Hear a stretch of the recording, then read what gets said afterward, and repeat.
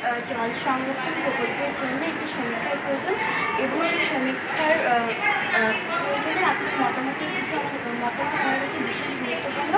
তো আপনি যদি আমাদের সেই মতামত প্রদান করেন আমরা বিশেষ উপকৃত হব। নিশ্চয়ই বলুন।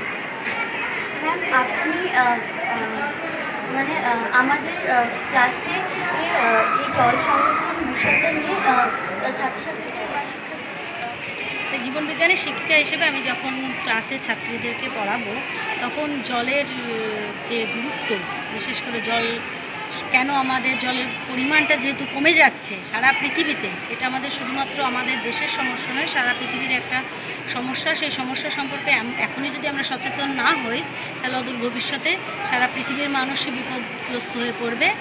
ক্লাসে যখন আমি পড়াবো তখন ছাত্রছাত্রীদের প্রথমেই জলের প্রয়োজনীয়তা এবং জলের জল যে অপচয় হয় সেই অপচয়ের বিষয়ে আগে ছাত্রীদেরকে জানাবো এবং তাদেরকে সচেতন করে তুলব। সচেতনমূলক কিছু কার্যকলাপ আমরা করতে পারি, যেমন স্কুলের যে সমস্ত ট্যাপগুলো রয়েছে সেই ট্যাপগুলোতে অনেক ক্ষেত্রেই থাকে না, ট্যাপগুলো বন্ধ করা হয় না ঠিকমতো, বা কোনো ট্যাপ খারাপ হয়ে থাকে।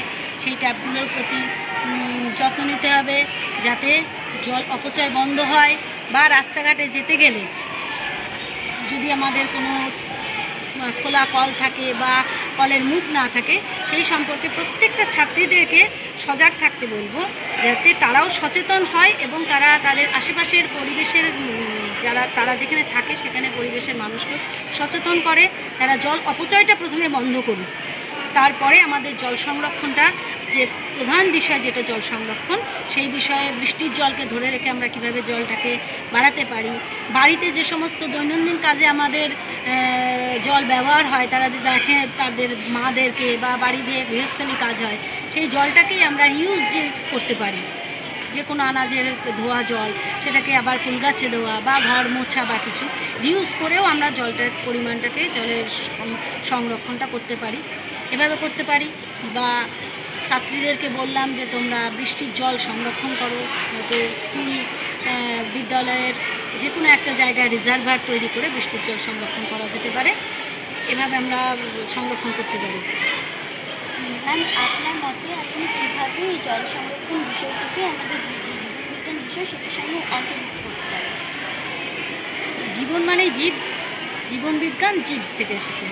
জীব যে দেহটায় গঠিত, তার যে দেহ গঠনের মধ্যে একটা বেশ বড় অংশ রয়েছে জলে, মানে দেহ গঠন হয়েছেই জল দিয়ে।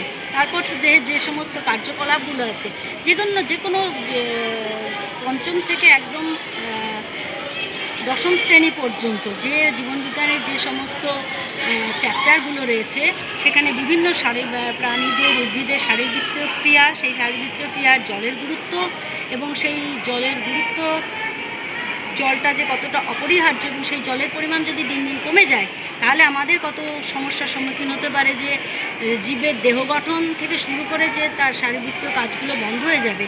এগুলো প্রত্যেকটা চ্যাপ্টার পড়াতে গিয়ে যেখানে আছে আর কি, জলের প্রয়োজনীয়তা থেকে শুরু করে তার কোষ বলো, তার বিভিন্ন শারীরিক কার্যকলাপ, পরিবেশ দূষণ, সেখানেও জল দূষণ আছে, সেই প্রসঙ্গেও জল আসবে। এই সমস্ত বিভিন্ন ক্ষেত্রেই আর কি জল সংরক্ষণের প্রয়োজনীয়তাটা আমি আমার ছাত্রীদেরকে বলতে পারবো।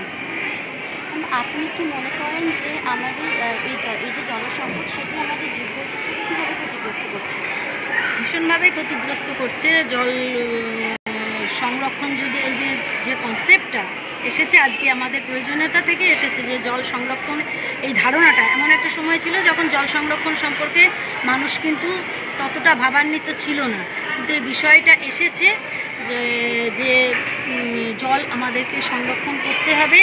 কারণ আমাদের যে মিষ্টি জল বা ভৌম জল, তার শতাংশটা পুরো সারা পৃথিবীতে জলের পরিমাণের চাইতে খুব সামান্য সেই অংশটা। তো এখনই সেই জলটা যদি আমরা না বাঁচিয়ে রাখতে পারি বা জলটাকে সংরক্ষিত না রাখতে পারি তাহলে যে ভবিষ্যতে সমস্যার সৃষ্টিই হবে। তার জন্য এখন থেকেই আমাদেরকে বিদ্যালয় স্তরে যদি এই সচেতনতাটা গড়া যায় বা আমার ছাত্রীরা যদি সেইভাবে সচেতন হতে পারে, তাহলে এটাকে আমরা অনেকটাই কমিয়ে আনতে পারবো এবং জল সংরক্ষণের পরিমাণটা বাড়াতে পারবো। ম্যাম, আপনার মতে জল সংরক্ষণ কি আরও বেশ কিছু বিষয় যেমন জীবপ্রকৃতি, এই সমস্ত বিষয়গুলোতে কীভাবে অন্তর্ভুক্ত করা যাবে? অবশ্যই জল সংরক্ষণ বিষয়টা শুধুমাত্র তো জীবন বিজ্ঞানের সঙ্গেই সীমাবদ্ধ নয়, এটা একটা বিশাল ব্যাপক বিষয় এবং সেই বিষয়টাকে আমরা ভূগোল, তারপরে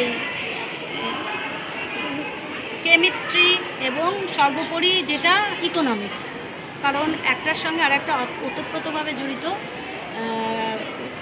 ভূগোলের সঙ্গে তো আমরা মানে কোরিলেট করতেই পারি, একসাথে সম্পৃক্ত করতেই পারি, কারণ ভূগোলে আমরা নদ নদী পড়েছি, সেখানে নদ নদীর জল হিমবাহ পড়েছি, হিমবাহের জল বিশ্ব উষ্ণায়নের ফলে কীভাবে জলের স্তর হিমবাহ গলে গিয়ে জলের স্তর বেড়ে যাচ্ছে, নদীগুলো আস্তে আস্তে অনেক নদী দেখা যাচ্ছে শুকিয়ে গেছে, জলের কিন্তু মানে ক্রাইসিস ইতিমধ্যে শুরু হয়ে গেছে।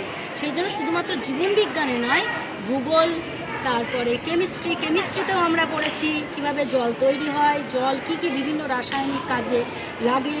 তো সেক্ষেত্রেও সেই সাবজেক্টগুলোতেও অবশ্যই অন্তর্ভুক্ত করা যাবে না, করতে হবে আমাদেরকে, কারণ সচেতনতাটা ব্যাপকভাবে তৈরি করতে হবে। আর যেটা সর্বোপরি ইকোনমিক্স বা অর্থনীতির ক্ষেত্রে এই যে আমাদের জীবনযাপনে যেটা ঘটছে সেটা তো তার প্রতিফলন তো অর্থনীতিতে পড়বে, এই সচেতনতাটা নিশ্চয়ই আমাদের অর্থনীতিতে তার সুফল দেখা দেবে, সেই জন্য ইকোনমিক্সেও অন্তর্ভুক্ত করতে হবে।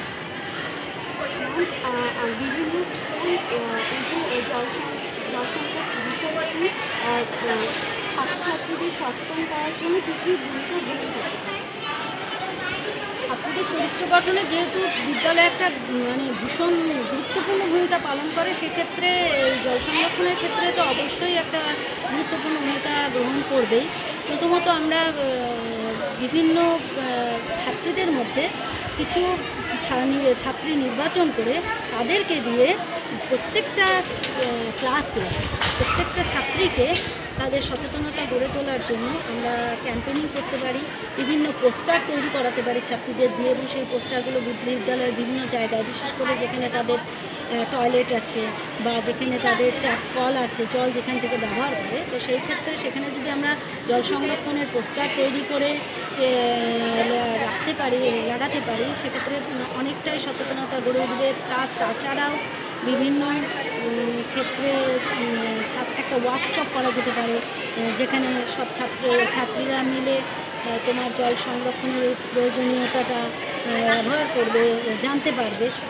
আর বিভিন্ন স্কুলে যে সমস্ত জায়গায় যে ওয়াটার পয়েন্টগুলো রয়েছে, যেখানে আমাদের জলের অপচয় হচ্ছে বা যেখানে আমরা জল ব্যবহার করছি, অনেক ক্ষেত্রে দেখা যায় যেমন এখনকার প্রত্যেকটা বিদ্যালয়ে মিড ডে মিলের যে কার্যকলাপের জন্য অনেকটা পরিমাণ জল আমাদের কিন্তু খরচ হয়। সেক্ষেত্রে ছাত্রীদেরকে সচেতন করতে হবে যে কতটা পরিমাণ জল আমরা ব্যবহার করব, কতটা না করবো, সেক্ষেত্রেও আমরা করতে পারি। তো এই বিষয়গুলো করাই যায় স্কুল প্রিমিসিসের মধ্যে। এছাড়াও যেগুলো আছে যে এখন যেগুলো মানে আধুনিক কিছু ট্যাপ বেরিয়েছে, যেগুলো সীমিত পরিমাণ জলটাকে ইউজ করা যায়।